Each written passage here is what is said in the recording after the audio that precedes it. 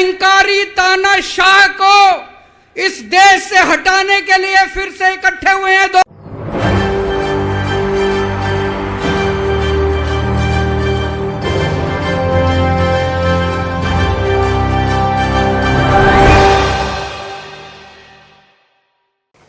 नमस्कार, SPN9 news देख रहे हैं आप। आपके साथ मैं हूं मानसी जसवर। अरविंद केजरीवाल मोदी सरकार द्वारा लाए गए अध्यादेश के खिलाफ मोर्चा खोलते हुए नजर आ रहे हैं। उनका साफ तौर पर कहना है कि ये अध्यादेश जो है वो किसी भी सूरत में पारित नहीं हो पाएगा।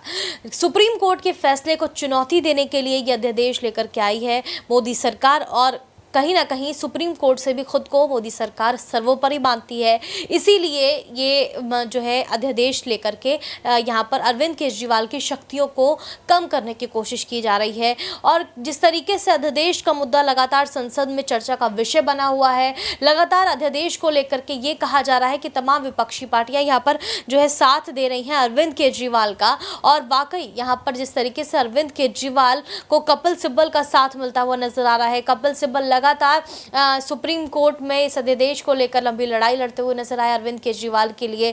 और जो दिल्ली में महारैली का आयोजन किया गया था उसमें भी कपिल सिब्बल देखे गए और बड़ा हमला उन्होंने केंद्र सरकार पर बोला। तो कहा जा रहा है कि कपिल सिब्बल जो है वो अरविंद केजरीवाल को इस अध्यादेश को लेकर बड़ी जीत दिलाएंगे और लगातार कानूनी प्रक्रिया जो है वो यहाँ पर पूरी करते हुए नजर आ रहे हैं कपिल सिब्बल। तो क्या वाकई यहाँ पर जिस तरीके से अध्यादेश को लेकर चर्चाएं चल रही हैं, क्या वाकई अध्यादेश को रोका जा सकता है अरविंद केजरीवाल की तरफ से, ये बड़ा मुद्दा बना हुआ है। बहरहाल अध्यादेश को लेकर के अरविंद केजरीवाल यहाँ पर क्या कुछ कहते हुए नजर आ रहे हैं, सुनिए। मंच से एक अहंकारी तानाशाह को इस देश से हटाने के लिए फिर से इकट्ठे हुए हैं। दोस्तों, तानाशाही को खत्म करने के लिए फिर से इकट्ठे हुए हैं। और जैसे उस वक्त भ्रष्टाचार के खिलाफ आंदोलन हमारा सफल हुआ था, आज इसी मंच से जो आंदोलन शुरू हो रहा है, हमारे देश के अंदर जो तानाशाही लाई जा रही है उसे खत्म करने का जो आंदोलन शुरू हो रहा है, जनतंत्र को खत्म करने का जो आंदोलन शुरू हो रहा है, संविधान को बचाने का जो आंदोलन आज शुरू हो रहा है, बहुत जल्दी इस आंदोलन को भी सफलता मिलेगी। सुप्रीम कोर्ट ने दिल्ली के लोगों के हक में फैसला दिया। 8 साल तक दिल्ली के लोगों ने लड़ाई लड़ी सुप्रीम कोर्ट के अंदर। सुप्रीम कोर्ट में हमारे वकील अभिषेक मनु सिंघवी साहब ने दिल्ली के लोगों की तरफ से लड़ाई लड़ी।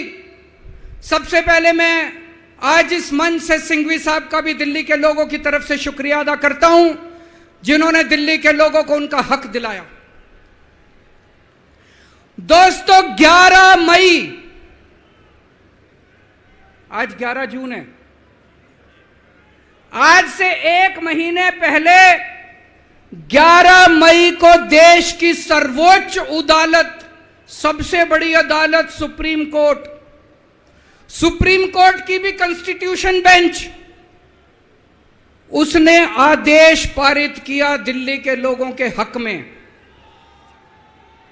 और उसके 8 दिन के बाद, 1 हफ्ते के बाद, 19 मई को देश के प्रधानमंत्री ने सुप्रीम कोर्ट के आदेश को खारिज कर दिया। दोस्तों, देश की सबसे बड़ी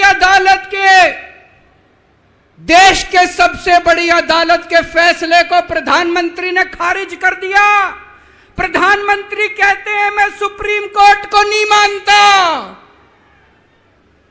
देश के प्रधानमंत्री कहते हैं मैं सुप्रीम कोर्ट को नहीं मानता। 75 साल के भारत के इतिहास में पहली बार एक प्रधानमंत्री आया है जो कहता है मैं सुप्रीम कोर्ट को नहीं मानता। पूरे देश के लोग स्तब्ध हैं। पूरे देश के लोगों को यकीन नहीं हो रहा, इतना अहंकारी प्रधानमंत्री को इतना अहंकार। प्रधानमंत्री कहता है मैं सुप्रीम कोर्ट को नहीं मानता। देश के गली गली में चर्चा हो रही है, घर घर में चर्चा हो रही है। ये मोदी जी को क्या हो गया? इतना अहंकार हो गया इनको, इतना अहंकार हो गया इनको।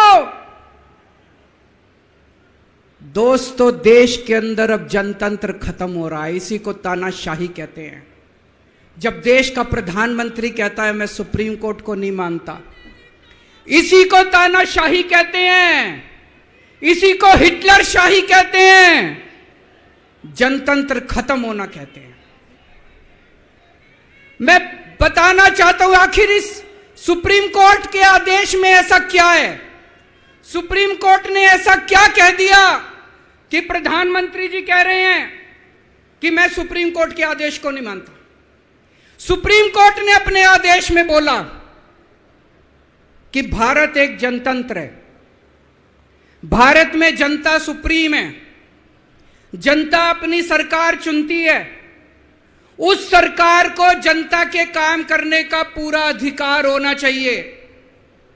दिल्ली में भी लोग सरकार चुनते हैं, दिल्ली की सरकार को भी, जिस भी सरकार को दिल्ली के लोग चुनते हैं, चाहे इस पार्टी की सरकार हो चाहे उस पार्टी की सरकार हो, सुप्रीम कोर्ट ने कहा कि जो भी सरकार दिल्ली के लोग चुनते हैं, जनता सुप्रीम है, दिल्ली की जनता सुप्रीम है, उस सरकार को काम करने का अधिकार होना चाहिए।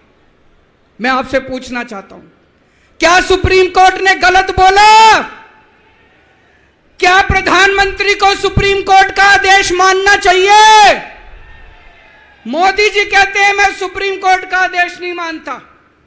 मोदी जी ने अध्यादेश पारित कर दिया और सुप्रीम कोर्ट के आदेश को खारिज कर दिया। मोदी जी का अध्यादेश क्या कहता है?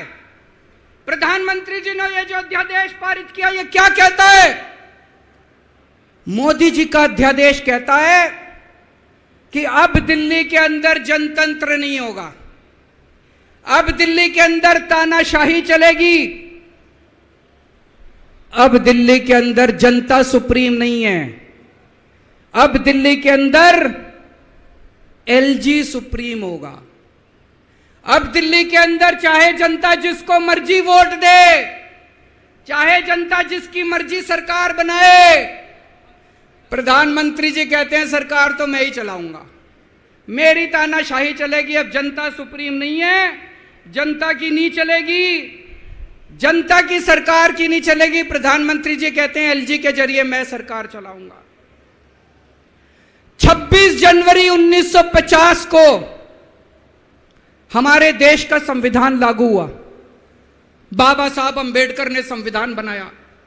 बाबा साहब अंबेडकर ने अपने संविधान में लिखा कि इस देश के अंदर जनतंत्र होगा, जनता सुप्रीम होगी। आज प्रधानमंत्री जी ने भारत के संविधान के परखच्चे उड़ा दिए। प्रधानमंत्री जी ने भारत का संविधान बदल दिया।